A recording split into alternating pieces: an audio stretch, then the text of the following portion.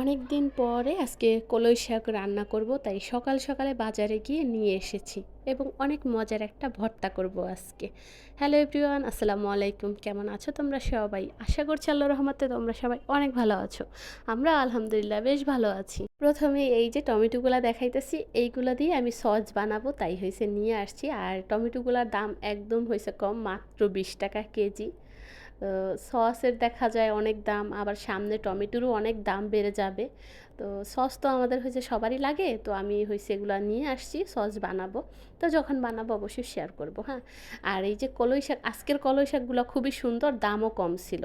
এখানে 20 টাকার মাত্র কলই শাক ছিল, কিন্তু আগা ছিল আজকে আর কি। আর আরেক 2-3 জন নিয়ে আসছে, তা আগা ছিল না, মানে অনেক লম্বা লম্বা মানে কাইটে কাইটে নিয়ে আইছিল, ওইগুলাই নিয়ে আসছিলাম। যাই হোক, শাকগুলো খুব সুন্দর করে বেছে টেছে নিছি।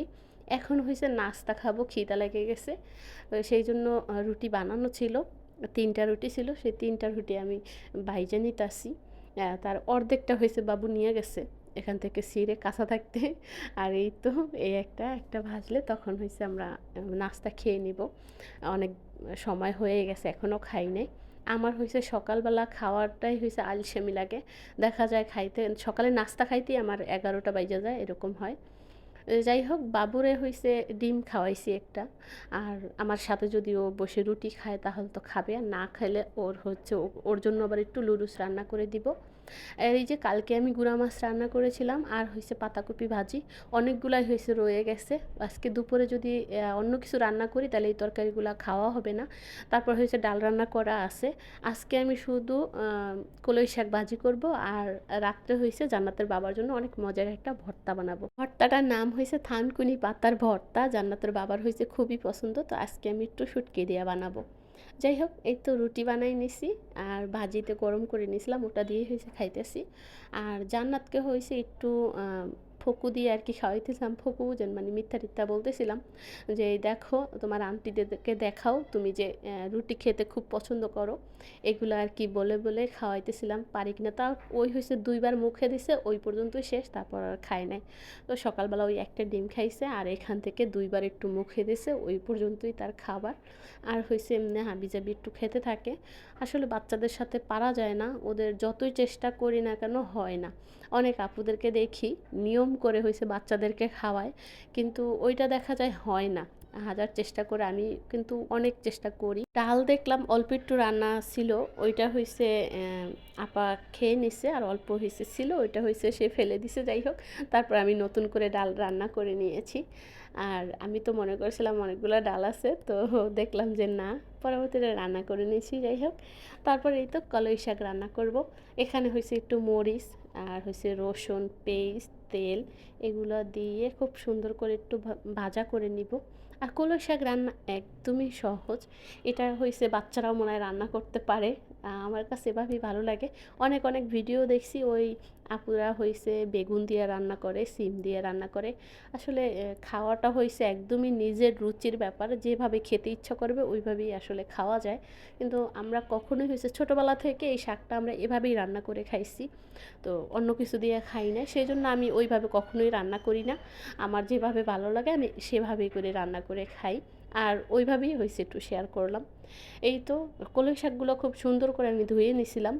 আমরা যে দেখা যায় যদি জমি থেকে উঠাই নিয়ে আসি না, ওইটা হয়েছে ধুইতে হয় না। জমি থেকে নিয়ে এসে সাথে সাথে কুচিয়ে রান্না করে হয়ে যায়, কারণ নিশিরে পাতাটা ধোয়া সুন্দর থাকে।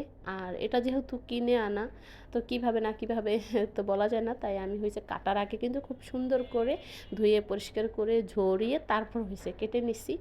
আর এটা খেতে কিন্তু একদম বালু বালু লাগবে না, খেতে অনেক মজা। তা আমার কাছে তো খুবই পছন্দ এই শাকটা। আর জান্নাতের বাবার হয়েছে বেশি একটা পছন্দ না, সে একটা বেশি খেতে চায় না।